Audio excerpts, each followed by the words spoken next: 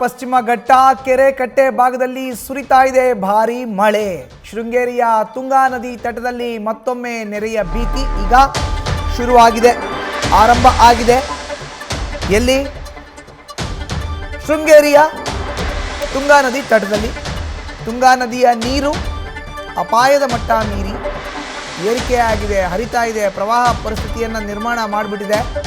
ಶೃಂಗೇರಿ ಮಠದ ಪ್ಯಾರಲಲ್ ರಸ್ತೆ ಮುಳುಗಡೆಯಾಗುವ ಭೀತಿ ಈಗ ಎದುರಾಗಿದೆ.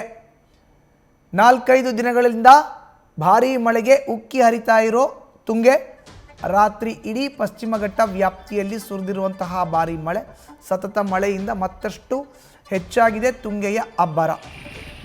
ನೋಡಿ ಎಷ್ಟು ದೊಡ್ಡ ಪ್ರಮಾಣದಲ್ಲಿ ನೀರು ಹರಿತಾ ಇದೆ. ಶೃಂಗೇರಿಯ